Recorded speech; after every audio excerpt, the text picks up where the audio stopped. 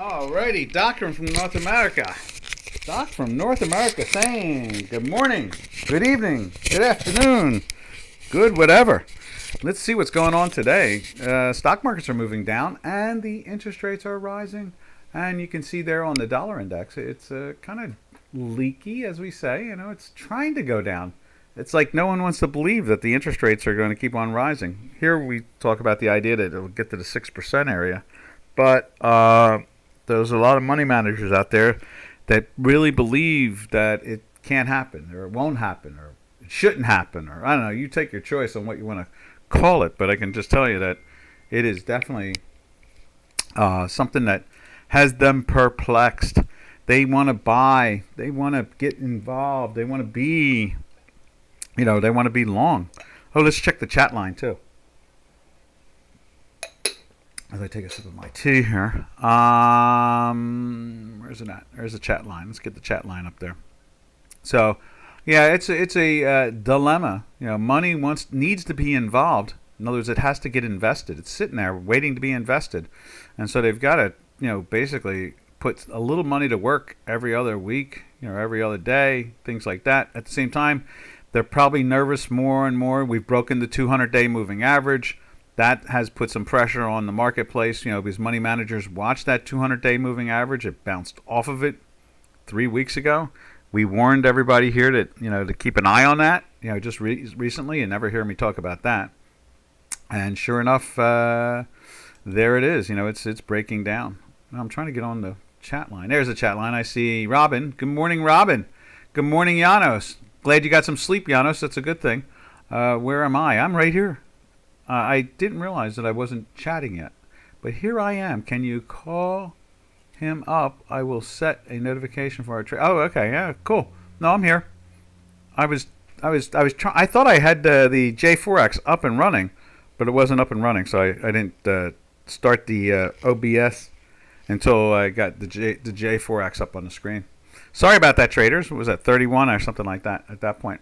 Usually you see the J4X running and you figure, okay, I'm all set to go. But just happened, the J4X will be abandoned? Really? Just as it looks like it's getting better. So what does that mean about the data feed? That's interesting.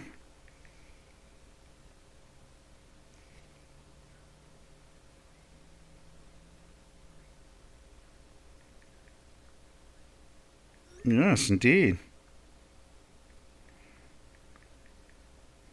That's an interesting point of view. I guess they don't want to support it. Is that like the way it was with the webinars? They just, after a while, they get to a point they don't want to support it anymore.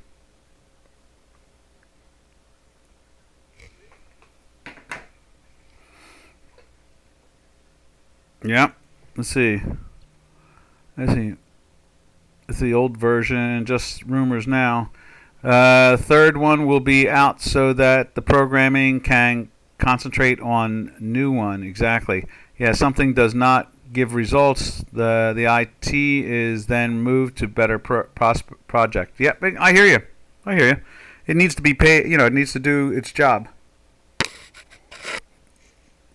It's the same way with like anything else. It's that's productivity. I guess the skill set in the end really is patience. Making sure that you have it right to begin with, and then when you have it right, you try to see if it's generating a benefit or a profit. Something positive, and you got to give it time. Just like when you're baking a cake or you're making a meal, you have to cook it, and sometimes people are like, is it done yet? Is it done? Or you're traveling somewhere and someone says, are we there yet? Are we there yet? Basically it's that same situation, So, that is where we are with all of it, really, in the end. Now, here is the dollar index. Let's see if we can get that up on the screen. We have our new platform. Let's see, right there, bing, bang, bango. Let's see, there it is right there. You can see it's almost flatlined. Now, when we go over, oh, there's Mountain West. Haven't seen Mountain West in a while. Let's see. Yeah, and something does not better. And J4X has been taking rewards and success of trade shows. Well, that's good. And Mountain West, good seeing you. And so I guess they'll have to figure that out. I would think that they would want to have their own platform. As a brokerage house, everybody does. They usually commingle it with execution in the end. That's usually the way it always works. In other words, you want your clients to execute orders. You want to give them a tool so that they don't, go off to another brokerage house and execute from there. You want easy access to execution, and at the same time, a half decent decision making process that's equal to everybody else's. That's why I try to promote a public indicator that works really well with J4X.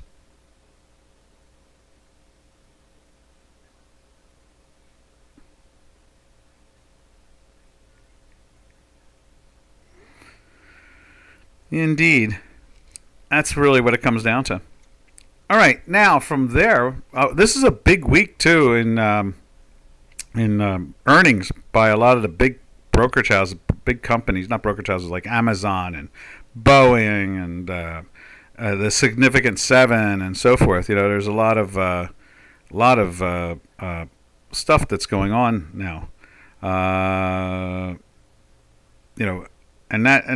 That could make this week more interesting. That could definitely make this week more interesting. We'll see. But in the end result, I think that the interest rates themselves are the real influence that we're having right now. That's really what's going on. We have a big question mark on when it comes down to the interest rates. Let's put the 30-year bond up there.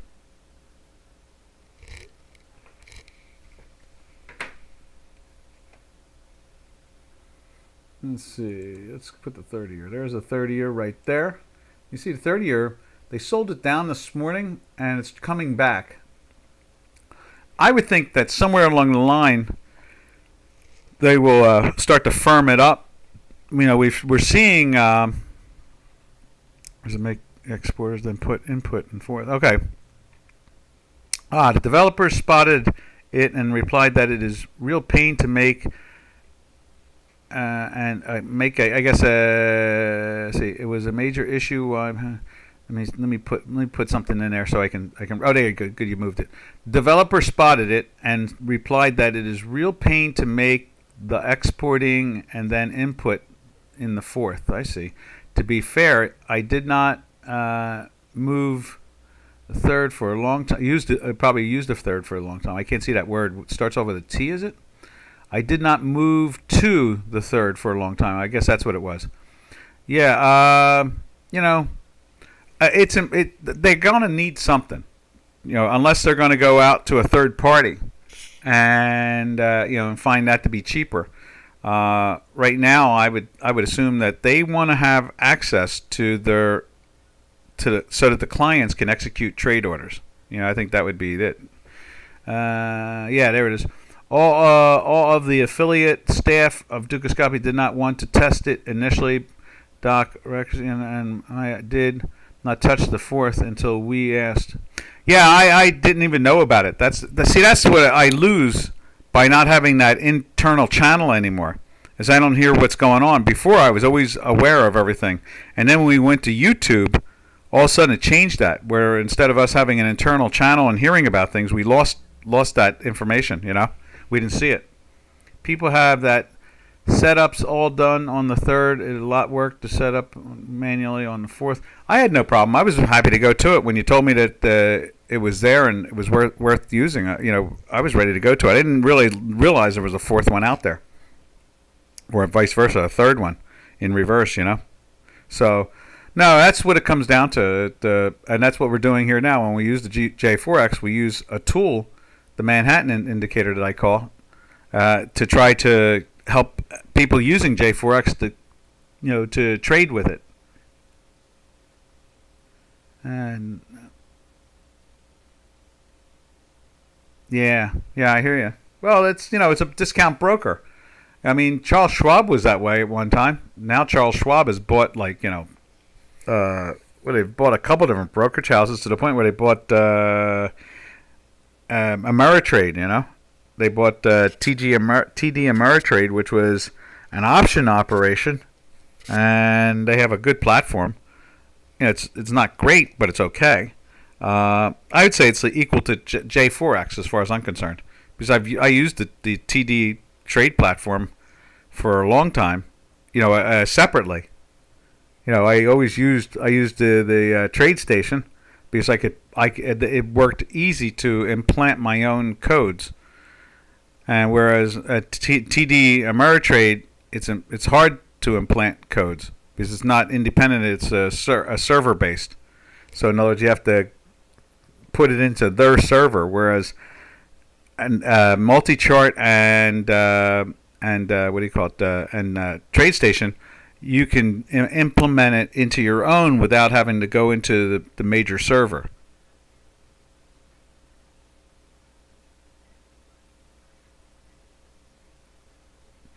And so that's pretty much the process of it all at this point. So now, let's see. Let's see what it says here. People have their, let's see, because Dukascopy had no there was no promotion, right? And now it is being done exactly. And that's what do they call it? Something like hand in hand, with execution. Hand and hand, That's what that is. By the way, how many agree that the issue of the Dukascopy is the complicated commission structure? Like we get to see all the rollover exchange settlements and other costs. That's important. And have all that.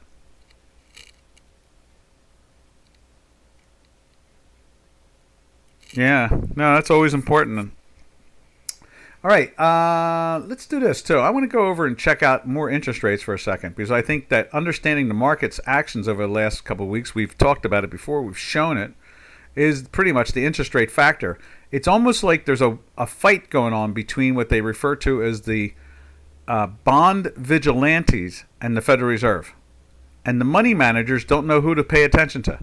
That's what it comes down to at this point. And I've mentioned that in the webinars over the last couple months, is that the bond market is telling us one story, the Federal Reserve is telling us another story, and the money managers are not sure who to pay attention to. And they know that when they go against, normally there's the old saying, don't fight the Fed. But there's one that's even more powerful, and that is that bond vigilantes are called bond vigilantes for a reason. When they move the market, and that's it, done. So in other words, the bond traders is not a listed market; it's a over-the-counter market, and so over-the-counter markets can be very, very, very volatile, enormously volatile. They can move in a matter of seconds. One moment, normal prices are here, and the next moment, everybody's stunned and doesn't understand why the prices are the way they are. Now let's go over to the, let me go find it. It's in trading, and right there is the bonds. Where is it at? There it is, bonds. All right, let's put this up on the screen and just take a look at what's going on around the planet right now, just to get a flavor from what the bond vigilantes are doing. And as you can see here, the 1 month now is trading at 5.4, almost 5.2. We have the 2 month trading at 5.45. We have the 3 month at 5.47. See, they're just climbing. The 4 month is at 5.5, basically 5.51, and then you start to even move more aggressively. 6 month is up to 5.4. We have, and then it pairs off. We start to recede 5.4. So in other words, the 6 month, and that's what the bond vigilantes have been trying to tell us over and over, and that is that they believe that interest rates have to go to 6%, and that's really where the core inflation rate is really sitting. It's in that. Now, if the U.S. government just declared they can fudge it, they declared that the inflation rate is 3.2. They really screwed over the Americans. So it's not. It's in the 4s and the 5s. Some things are in the 4s, some things are in the 5s, and some things are in the 6. And so when they look at the core inflation rate, it's much higher. But when they look month over month and so forth, they're pretending that it's lower. That's the government playing, the White House and so forth playing their game. So you can see here, once you get past the 6-month period, the bond vigilantes say, okay, now we think it's dipping down. Now what's bothered everybody of late, I'm going to highlight it like this. No, I want to just do it like this. Right there. The 20-year and the 30-year, you can see, is trading at 5.3, and the 30-year is trading at 5.12. So the back months are lifting, and that's freaking out the money managers. And so that's why we're seeing, the dollar index sideways, the up constantly when it should be, what we think normally would be for it to back off, because interest rates are supposedly going down, right? Inflation's supposedly going down, but it's not.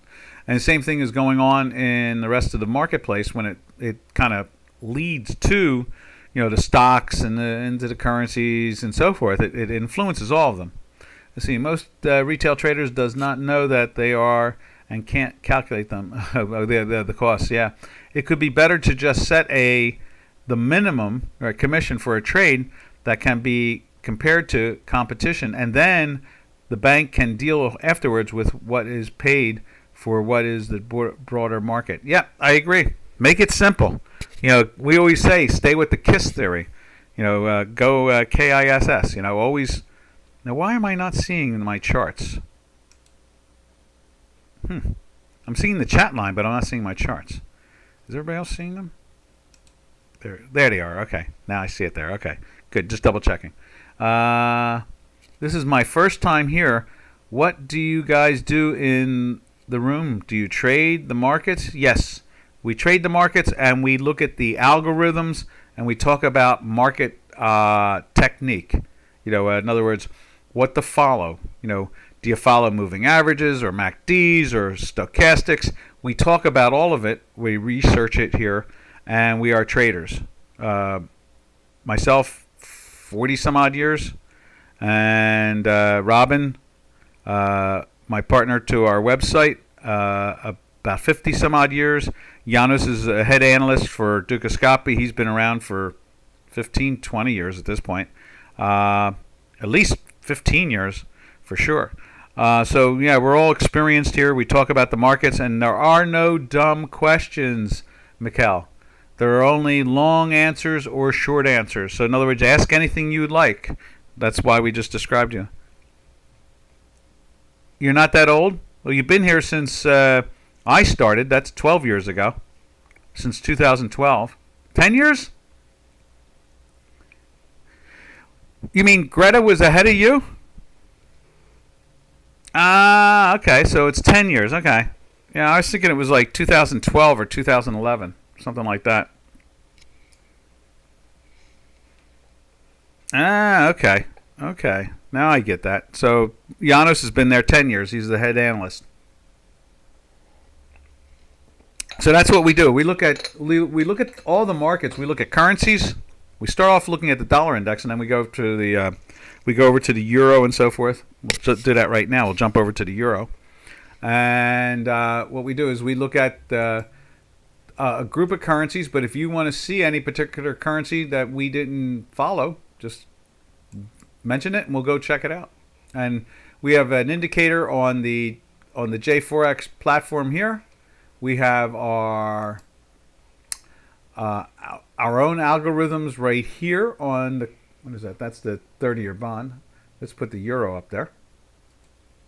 And that's Turkish lira you're seeing right there. There's the euro. We have our algorithms right here. We have a daily algorithm right there. We have a weekly algorithm underneath there. On J4X, we have a daily algorithm right here. And all we do is change this from a day to a week, like so. And it shows you the same statistic. This is a fast stochastic, and this is a slow stochastic, and then we use Hinky-Ashke bars, and we combine them together. So when the slow stochastic is above the, like in this case here, you see fast is at 48, you see the slow is at 36, you can see a green Hinky developing. It's showing us that there's strength coming into this product at the moment. That's what that is on a weekly basis. You see the same thing over here on our algorithm. You see the weekly is trying to get up to the 0 line. And you can see the daily has been in a daily buy right here for the last 5 days. And so you can see that strength. We go back to J4X right there. There's the daily. You can see that has 5 days of the Hinky Ashkeys moving plus. And you can see that right now the fast algorithm, the bluish one, is trading at 80, 80.8. And the slow right there is trading at 64.3. So it's the fast is moving above it. And when it's moving below it, the product has a habit of going down. When it's above it, it has a habit of going up. So, Mikhail, that's what we do here. Let's see, where's what do we got here? Did I miss what did I miss now? I bought okay, so 10 years ago I bought Apple. Yes, I just looked at old due to drinking in my teens. I came from a bad background. Okay, Doc has an algo made throughout his whole life. His sons are in the business, etc. He goes through currencies and anything and anywhere. Ask pre-market. Yep. Doc, you are 46 years by my calculation. Yep. And you're once told that you oil stocks. Yeah, I traded the oil stocks in the 70s during the oil shock, or when it looked like they were taking off again after the oil shock of 73. I bought into some of the dirt cheap stocks and played it that way and so forth before I understood the options market. I started studying the options market, and by 78, 79, I started to try to get into the options market and been trading the options ever since. So that's what we do here. And there are no foolish questions. You can always ask. And and we always say there are only short answers or long answers. So and then Robin's the same way. Robin's been a floor trader for over 50 years, and he does trading from upstairs now like everybody else does, and he does analysis and so forth, and that's what we do around here. So, and you can see there the euro. We have the euro up on the J4X on a daily basis, and you can see the same thing over on the right side, our Chicago Quant Technologies. And then we have a new platform. We have a beta out there right now we're working on to have our own platform. I'll put that up there for a sec. Right there. And let's put the euro in that. Where's the euro at? Let's find the euro in that. 6E, I think it is. We put the future on there. We're waiting to get organized on that to get a better data feed through Dukascopy. So you can see there, it's been in a buy for 3 days now, is it? I think it's 4 days. Yeah, 3 days right there. You can see that. And so, it's been moving up.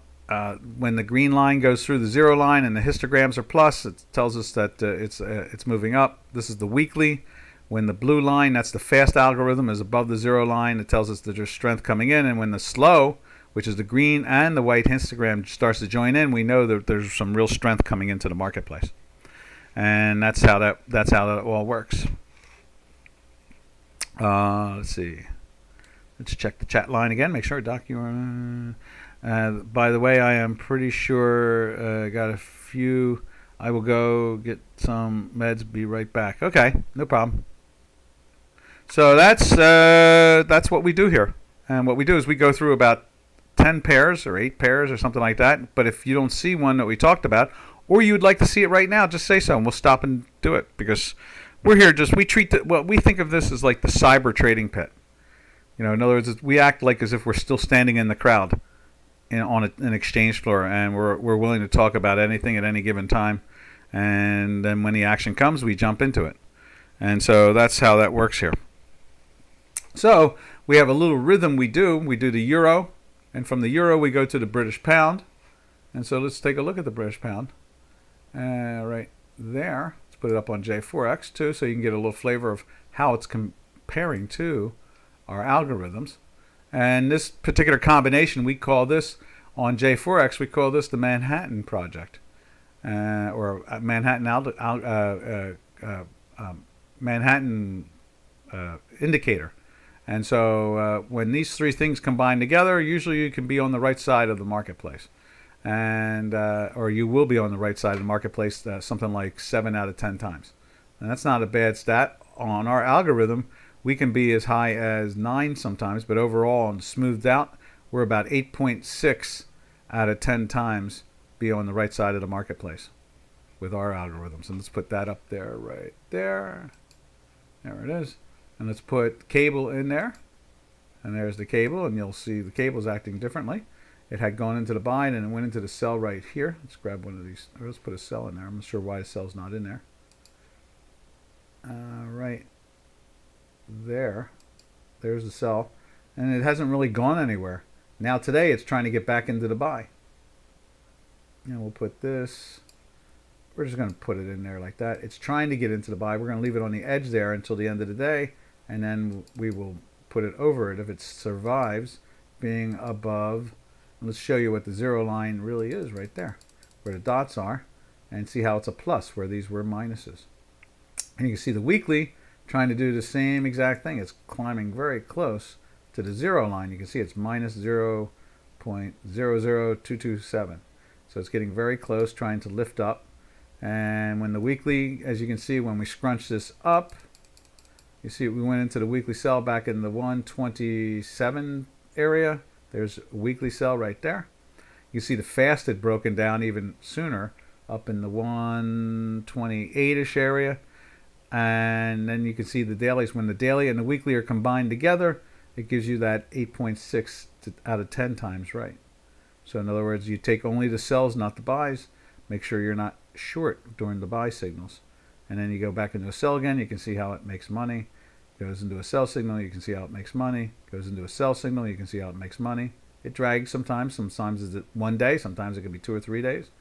And you know, see it goes into a sell, makes a little money. And it did it again, it made a little money. And now it's flirting with the buy, and the weekly is trying to get into the buy. So we watch this flip. It's been in the weekly sell, which reconfirms every week. And so we've been in a sell basically since the beginning of August, and the fast went into it at the end of July, and so it's been in that weekly sell all the way for that ride down. I hope that helps out. That's what we try to do. We try to explain it in a very simple term, and it's obviously on YouTube, and we've been up there for years now. And you can go to Dukascopy YouTube and DocDow, and you'll see what we say happens. You know, unfortunately for us, it happens, and so we're able to pass that along to everybody, show everybody the numbers, and see how it all plays out. All right, now from the cable, we'll go over to the Swiss franc. But again, Mikhail, if you want to see something, let us know, and we'll go to it and check it out. You can see here is the Swiss franc. You can see it's down at the bottom end of the range. It seems to be even beating up the. Someone wanted to see Bollinger Bands with the Swiss, so we put them on there, and you can see it's moving down through it. And having issues with it. You can see we do a standard deviation. That's what those golden lines are. That's a standard deviation. You can see our math is always ahead of the, or pretty much all the time ahead of the Bollinger Band. In this case here, you know, you see it breaking down to the center line of the Bollinger Band, and then you can see it working its way to the bottom band, or the one standard deviation. You see ours did the same thing. It broke down much earlier here, telling you that there was a lot of weakness coming, and it took a while until it came back up through the band. But that's the actual price of the product going down, and you can see our algorithm picks that up and sees it. You can see the banging up against the top end of the standard deviation going plus on ours. You see they just hit the bottom band and break down again, and you can see our work turned over too. And we were in a weekly buy throughout most of this, from the 88 area up to the 92. And you can see now it's telling you not to be long, as much as the weekly is screaming that it's still long. But notice the fast has broken down last week, 2 weeks ago, and the slow is joining in last week. It went into the sell, and so we'll see if this is a move back down to the 85 area. And that's how we watch the math. And so that's where we are with this all. I hope that, and if you have any questions, just watch and ask, and we'll help out. We're not afraid to talk about this stuff, and we're good. We're good at it all. Now let's put the Swiss up on J4X just to give you the flavor of that. See how it's reacting the same way. Lots of red hinky Yashkis. The fast is at 11.71. The slow is at 12.8, showing you that bearishness. Same as over here. And then we slide over to, where do we slide over to? We slide over to, I'm getting a signal too. I want to see what that is.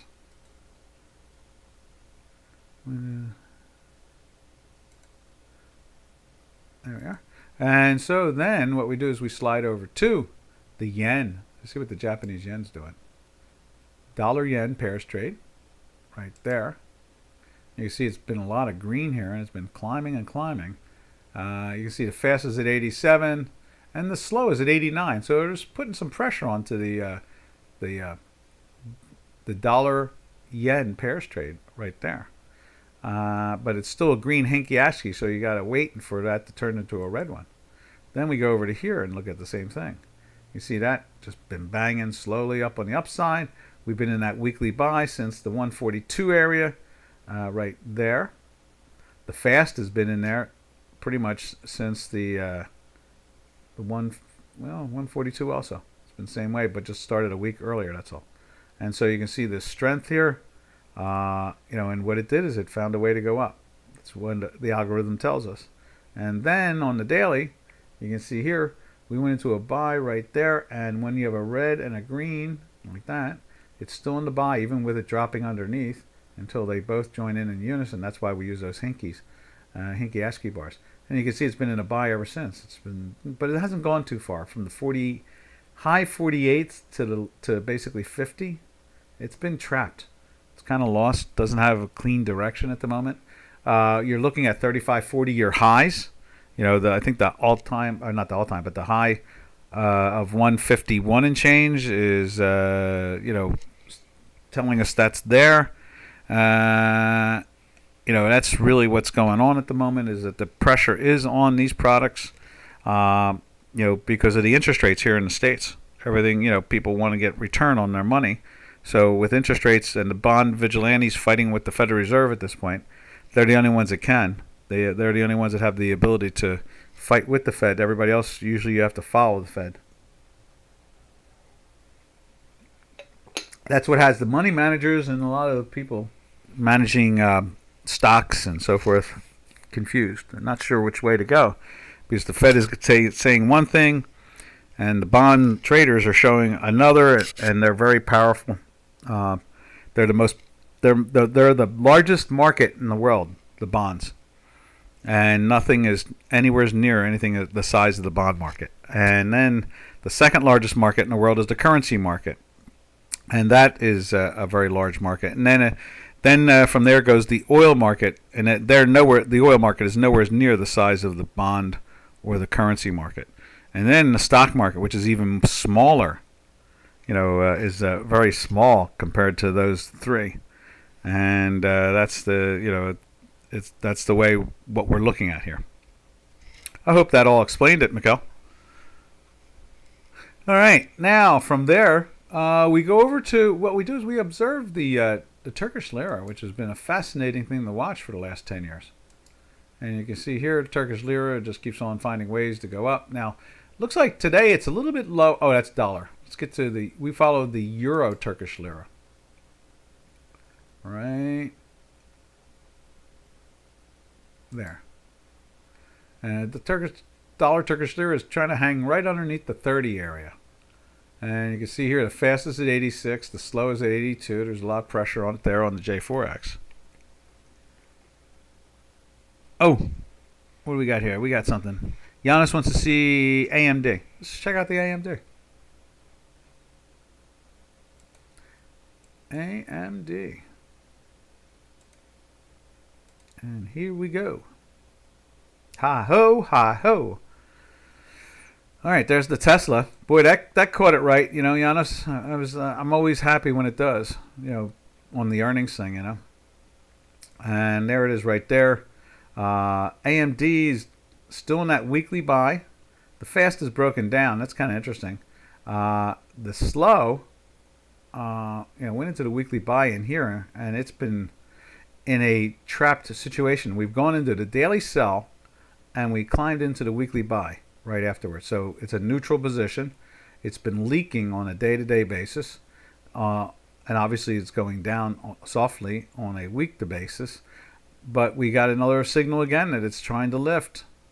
And I'd imagine once the fast starts to turn up with the slow and we get a daily buy, then it's going to be a place to be long. But we're not right now. Right now it's telling us that it's totally confused and the money managers don't know what to do with it. And so you can see we're in a daily sell and a weekly buy. And what does that mean? Well, what it really means is that longer term money is nibbling at it on a week-to-week and month-to-month basis, and that the short-term money is concerned about it, the day-to-day basis, and they're selling it. They're not willing to buy as much as the weeklies are, and that's what the problem is. And so, you can see that's the pressure that the AMD is feeling. You can see here, it went into the weekly sell, I guess like right up in here in the 120s, right there. Went into a weekly buy for 1 week and then broke down. I think it went into the weekly sell up in the 130s too, like right there. It broke down and bounced. It's been sideways to down pretty much most of the weekly sell. Now we're trying to get into the buy, and the fast is really having an issue.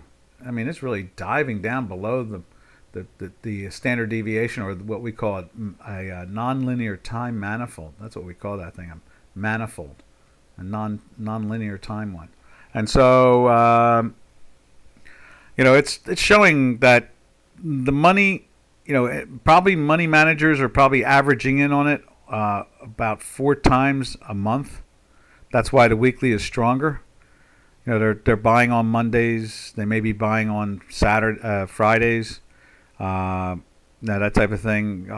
Then the following week they may buy on Fridays again, and then the following week they may buy Mondays. They may even have standing orders out there, but nothing strong. And that's what keeps the weekly lifting a little bit, is the standing orders. You can see that made a low back on the 26th of September, and it has bounced, went into the buy on that too, and you can see the fast started to turn up. It got very close. And the weekly got very close, and then it dropped again on a day-to-day basis. It started to have pressure, and then right back into a buy here on a daily. And then the fast got going, and that was pretty cool. But the problem is that it's the weekly is having a problem. It got into the buy finally last week. It's been lagging behind, and that shows us that the buyers are skeptical. They don't want to really reach with both hands. They want to just move, cautiously and steadily. And so when you look at this fluctuation going on with the dailies, we went into the sell-off of this sell-off here with that peak, and now we are, I don't know, what's that, $6 or $7 lower. So it's AMD is trying. It's trying to build buying, but when you have interest rates rising like this, they have to respect the interest rates. Do I trade the news, or how do you deal with them? We try to steer. We look at the news as a point to know that markets are concerned at that moment in time. We try not to be what we call handcuffed, like the things that police put on a criminal. We try not to get handcuffed into anything. In other words, we wait for the algorithm to give us a direction, and when they're both in the same direction, the weekly and the daily, we roll with that. Now, when earnings, like news on earnings, we can relatively anticipate. But any other news is going to come, it's going to be built into the price of a product, because insiders are going to try to take benefit of it before they announce it. So our math, in many ways, reads the news before the news. That's pretty much the best way we describe it. Because insiders are going to try to move the product, whatever it is, be it a currency or a stock or whatever, a commodity, whatever. The insiders who know what the pressure is are going to try to benefit from it financially, which will reflect in the price action. And our algorithm reads price action. So does that answer your question about trading on the news? And as we get done moving to, since we did the AMD, let's jump over now to, we go back to the currencies and try to finish that off. See, we're always willing to stop what we're doing and look at what everybody wants to see, or what anybody wants to see on the chat line. So from the Turkish lira, as you can see right there, it's been in a daily buy for a bunch of days, pretty much back in this area. It's been in a weekly buy ever since they raised interest rates from 12.5 to 25%, and it's failing at it now. It was beneficial for about 4 or 5 days, and then it found a way to build a base, and now we are back where it was before they raised interest rates. Yes, thank you very much. I am still learning. We are all still learning. Just different levels, but we're all still learning. That's what it really comes down to. As I sip my tea, I try to learn not to sip my tea while I'm talking. So, let's see what we got here.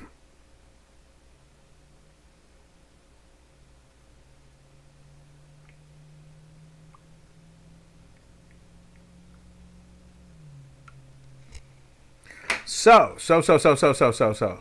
From the Turkish lira, we go over to the number one brick. We look at the number one brick, and that is the South African rand, right there. You can see it's trying to get back into the sell now. The way this works, the dollar rand, when this is rising, let's see if we can light this up better. And we'll put that over on J4X too at the same time. There's dollar rand. When this is rising, as you can see here, it's losing against the dollar. When it's falling down, like right there, it means it's gaining against the dollar. Losing, gaining, losing. Or no, I'm sorry, this is gaining going down, losing going up. And you can see here, it's been trying to go up, so it means that it's losing against the dollar. At the same time, we jump over to, we'll leave it up on J4X. You can see it's trying to get into a sell there, and the weekly is trying to lift as we speak. You can see that. Matter of fact, did they close in a weekly buy last week? Very close. Very close. Let's see. Yep, it looks like it did. So it's in a weekly buy again, which is a very bearish thing, Let's put that in there.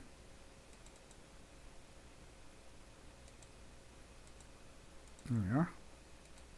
Now, the week before it fell into the sell, we thought that was a good sign for the metals complex, but and it was. When we go over and we look at, let's just save all these too, so I don't have to put them in again. Save workspace. There we are. Now let's go over and look at gold. We look at the metals when we're looking at the South African rand, and so there is. Where is it at? Right there. There we go. So there is gold, and you can see gold is moving down a little bit today. It's been rising, and as it's been rising, the South African rand was falling right there. Then all of a sudden it shifted gears, and it started to lose against the dollar, but the gold still rallied for the last 3 days with that. And then that's the geopolitical stuff. That's the news, as you would say, and that's what we say too. Let's see. That teacup sound, it action, a great full stop between instruments. That's a good idea. That's a good idea. I like that. Thank you, Giannis. That's what I should do when we jump a product. I should have a sip of tea. Remember, it's a 9:18 a.m. here in the States, and I've been up since about 4:30. So I've been up 5 hours, but it's still breakfast time in some way in my head. It's really lunchtime now. For Europeans and other people, so late lunch at this point. And so you can see here, gold has been lifting from the geopolitical situation and the South African rand situation right there. All right, now and let's save that too. I want to save that picture. There we are. Let's move that out of the way like so, and let's save that. Yes. Okay. Now we'll take a look at silver. Silver is really freaking out because you can see gold right here. At least we're in a weekly buy for a second week on gold. Silver, I think, is flirting with the weekly sell as we speak. Yeah, we have a little red circle in there. It's just flirting with it. Now it's been in a daily buy since this move here. We went into the buy here, and then we went into a sell on one day and then right back into a buy again. Now this is a little bit more anemic. We it wasn't a weekly sell, so it was a loser on this trade. There's your 1.4 that we lose by. We're usually winning 8.6 out of 10. So got to have a loss somewhere. Then we jump into the buy, and then obviously it starts to go up, and we're in the long side of it. So now it's flirting with the sell. So definitely, if you have a long, you want to be cautious and take profits, if nothing else, if you have a position on from the algorithm itself. So from there, we'll take a picture of that and save that. So there's the silver. So the metals complex is basically showing us nervousness and confusion. You have the geopolitical stuff going on. That's the news. And you have, at the same time, you have, the interest rate situation going on. And that's really the battle of it all. Now we'll go and look at copper. You see, copper's making an interesting bottom today and turning up. We're flirting with the buy. We've got a green and a red. We want it to be green only and above the zero line to make it into the buy. And then you can see right here, the weekly is having a hard time getting going. China, when we look at copper, we think of China. We think of that, it's the gold of China. They use so much of the copper that, we think that we're seeing the financials of China. And China is not in the best of shape when it comes to financial. We showed last week where they defaulted on a $15 million bond situation. They couldn't pay the payment. That's really strange when it's an $11 billion project. $11 billion and they can't find $15 million. Something's wrong there. Imagine you floated bonds for $11 billion to investors, and a payment comes up. They missed the 30-day deadline, and now they're past the grace period, and they still haven't been able to pay $15 million on it.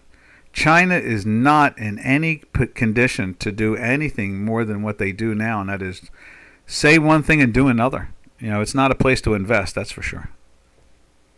And so we see this many a time with China, but everybody thinks that China is some powerhouse.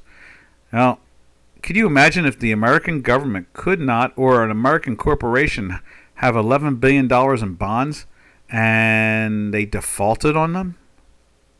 The nervousness that would go on. But when China does it, no one seems to be that concerned. I don't understand it. I mean, you can see money is leaking out of China. Investors are having a hard time going there, and they can't get their money out to begin with. And if they can't pay $15 million in a payment, then where did the $11 billion go? It surely isn't in the project, that's for sure. Probably just military equipment. They probably do these bond things and buy military and pretend that they're doing business. All right, so there is copper. And I think we did take the picture of that. Let me just do it again real quick. And then from copper, we slide over to the last of the metals that we watch, and that is platinum right there. And there's platinum, and you can see it's trying to stay in the daily buy. It's having a hard time at it. It's in the weekly sell from the 900 area up in here. It has fallen all the way down to 860 from 940. And it's trying to lift, and here we have gotten up to the 902, 907 area, but it's having a hard time getting back up. Now, we've been in a daily buy since here, and you can see the pressure on the upside, but we don't trust it because of the weekly. Now, at least this week, it's starting off with the fast making a move up. So maybe we'll see some strength there, but it's very rare to see gold and silver get any traction in a direction without the platinum being part of it. And so far, the weekly won't join in. Let's take a picture of that. I hope everything. I hope you can. I hope you're enjoying our analysis and how we look at things. And if you have any questions, just ask. Let's see, where am I at? Platinum, right? Yeah, there it is, right there. All right, now from platinum, we go over to, where do we go from? Oh, I know, as we go from there, we go to the energies. So we take a look at oil. So we're going to put the front month December contract up. You can see it's trying to roll over a little bit here. It's trading in the 87 area. Let's put Canadian dollar up there. We watch the Canadian. This is the last of the currencies that we go through. So we do the euro, we do the cable, we do the Swiss, we do the yen, we do the Turkish lira, we do the Canadian. So we do 6 currencies. But we look at many currencies, and we're always willing to talk about them all. So you can see there's December oil. It's trying to roll over a little bit here. Usually when Canadian is losing against the dollar, this is a dollar-Canadian pairs trade. When Canadian is like there, when it goes up, it's losing against the dollar, just like the way the South African rand is. When it's going down, it's gaining against it. Now, when the Canadian dollar is going up, usually oil goes down. But notice the last couple of days it had a problem doing that. But we're starting to do a little rollover here. You can see we're still in that daily buy. And you can see we've been in the weekly sell, and it's flirting today with, oil is flirting with that weekly buy. Now, I thought I had the circle in there, too. Not sure what happened. Oh, there it is. I can see it. Let's see if we can grab a hold of it. I knew we had one in there for the picture. I just have to find the cursor there. There it is. And I see it right there. There we go. There's that weekly buy, showing the strength that it's trying to get going there. We'll see it. Maybe the daily will change. Due to the fact that the Canadian is moving up, it's definitely bullish for oil and bearish for the Canadian. Now let's save that. And so that's the beginning of looking at the oil market. We look at the Brent.